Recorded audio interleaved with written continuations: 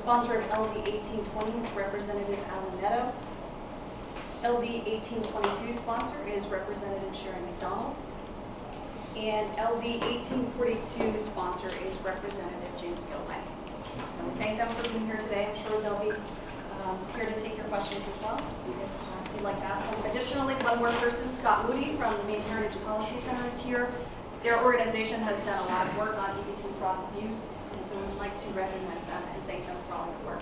With that, we'll take questions. Please state your name and where you are from. Andrew Scheinfeld, Channel 7, Bangor.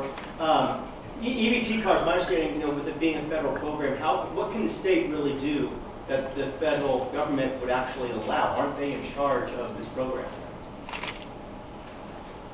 You'll notice that we spoke frequently about TANF EBT. So on the EBT card is the TANF program.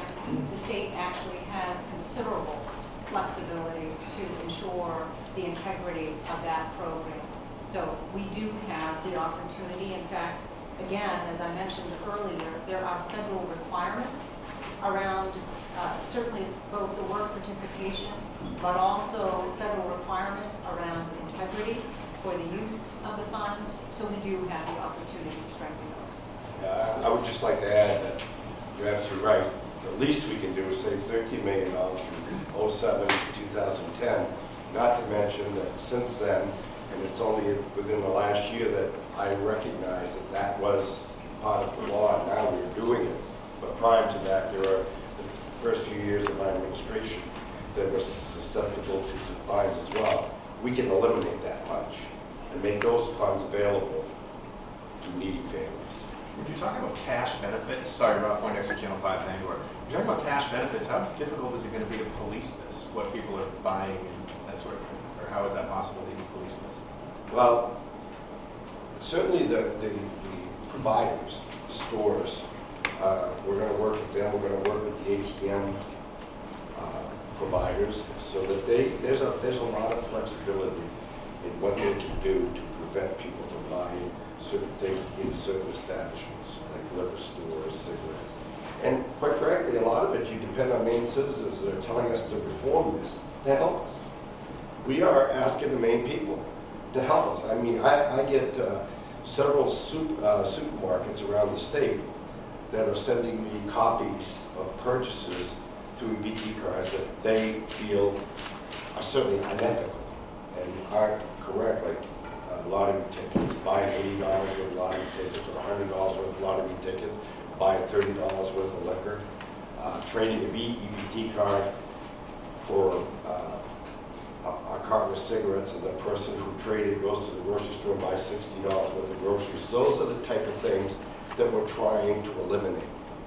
And are we going to be perfect? Certainly not. I mean, I'm not claiming this is the perfect answer, the silver bullet. What I'm saying is we're putting a lot more attention on it to see if we can't curb it and get the dollars that are being spent in areas like paying for drugs out of that business.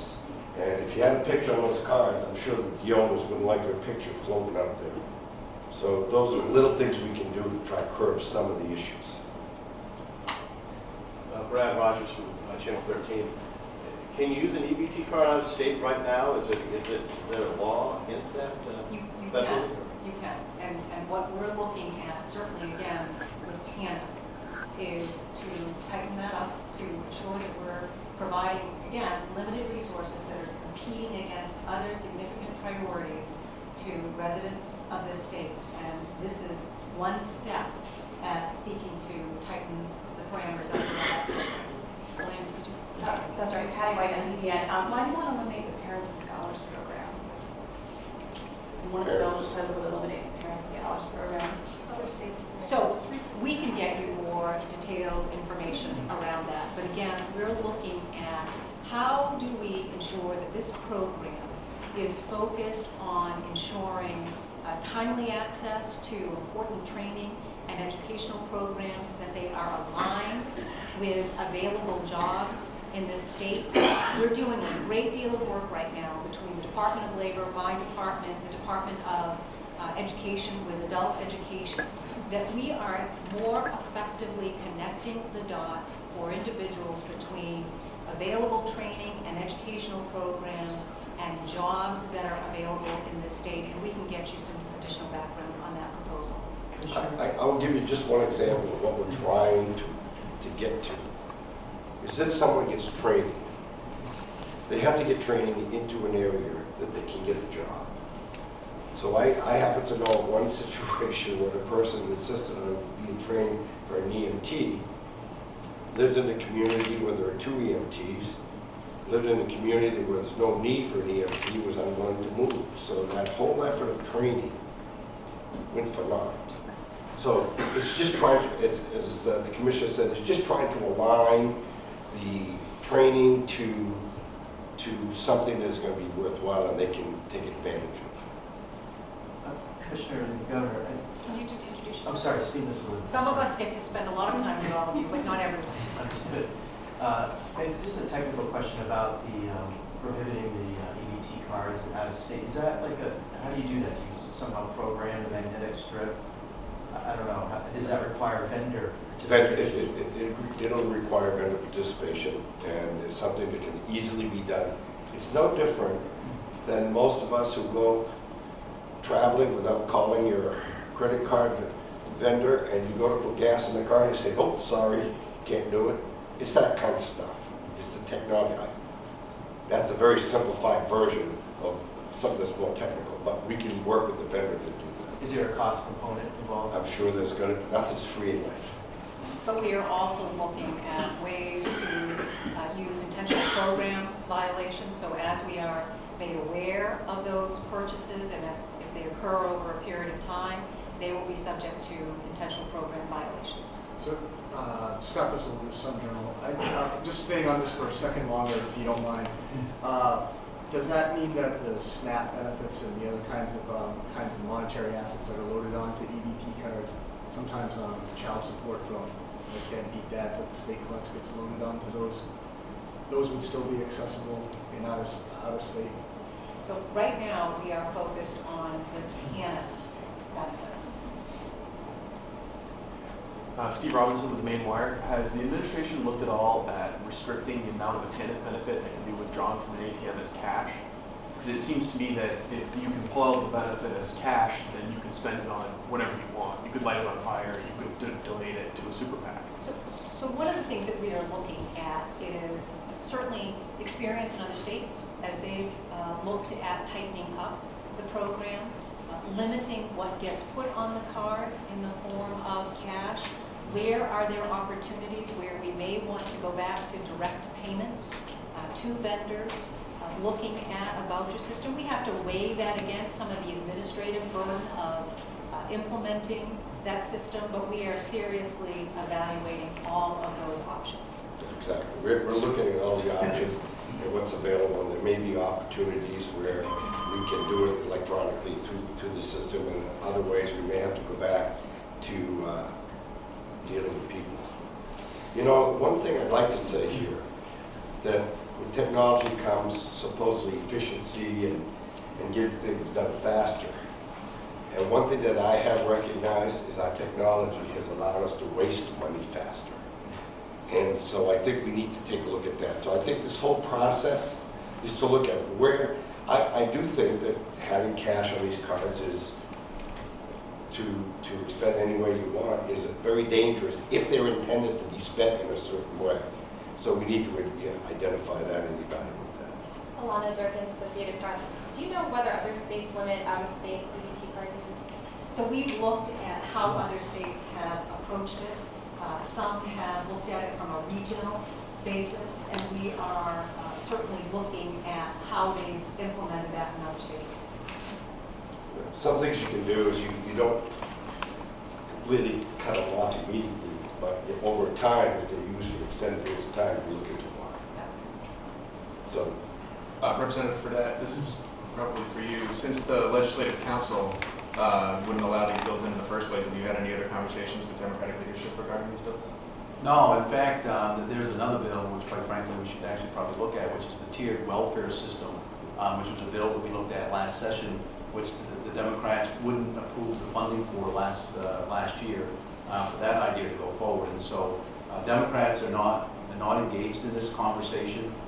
They portray this as, Republicans, not liking the poor and hating the poor, and I think, quite frankly, it's really disingenuous in terms of really the serious conversation that needs to be done in terms of focusing the resources on the truly needy. Very well said. Will there be a similar public effort made on the provider side when we look at Medicaid problems, where there's some overpayments and fraud within the healthcare system as well? Do you intend to make as vigorous effort? Let me just say, first of all, there is and has been a vigorous effort already with Medicaid provider fraud. There has been a great deal of resources devoted, requirements set forth federally, expectations that exist at the state level for how quickly, in fact, recently, as part of the Affordable Care Act, a requirement of the state has to act very quickly if there is alleged provider fraud, allegations of fraud. We had legislation in a couple of years ago to strengthen our provider fraud efforts. As you know, we've had a task force with the Attorney General's office focused on strengthening our provider fraud efforts as well as consumer fraud. I just want to make mention of what Representative Fredette has said here several times about this administration's efforts to support people on a path that I hope we all agree is the path that people want to be on, and that is their ability to support themselves and their families and to have meaningful, sustainable employment. This administration has invested in resources to identify the needs of individuals who are seeking support, to individualize their cases, to bring to the table tailored resources around what they need for education and training.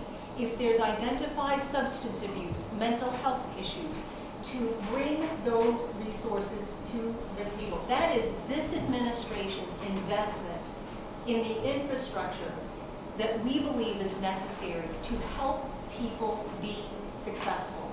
Not a broad brush approach of just sending money out the door, but a targeted approach that is going to hold this department accountable for our success in producing the best possible outcomes for these individuals who are looking to us for temporary help as they get back on that pathway to self-sufficiency.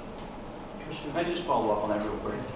When these bills go to the committee, Representative Deb Sanderson, our lead on the Health and Human Services Committee, is here today. When these bills go to the committee, this will be the opportunity for Democrats to join in a serious conversation about this. If they think that there's some aspects of these bills that need to be changed, there's opportunities to have those conversations. If they think there's good parts of these bills that we could all agree upon and moves the bill forward, then we should do that. But this is truly an opportunity for the legislature to look at these bills in a serious way, in a bipartisan way. If you look at the polling, 75–80% of the people out there want there to be reform in the welfare system. So let's do this in a legislative bipartisan way and in a serious way, rather than holding press conferences where Democrats want to attack Republicans for not liking the poor. I would also like to add one thing that's very, very important, and I think Ken Fredette, Representative Fredette just touched on it, and certainly the Commissioner and I have had numerous conversations on it. And Saturday, I had constituent hours, and I have them on Saturdays for 3 or 4 hours. And that's where I find out a lot of situations that are going on in the state. People will come in, strangely enough, the number of people that come in on most of the state employees will come in and tell me some areas to look at, and then I'll converse with the Commissioner, and the Commissioner will, on a high level, have the supervisor look at it, and we weed out a lot of problems that are happening out there. We are finding out the fraud, not only consumer fraud, but fraud by providers as well. Believe me, I want to get them all. I don't care if they're a provider or a consumer. If you're defrauding taxpayers of the state of Maine, I want to know about it, and I want to do something about it. So It's the people, it's the poor people, as the mayor said earlier, that are hard-working poor people that aren't asking for help, but they're struggling by. They're the ones that tell us, you should look down the street. They got a brand new car and a snowmobile, and we work side by side. I don't see how they can do it. And you look into it, sure enough, you find out some things that aren't supposed to be happening, and they are happening. And that's all we're trying to do here.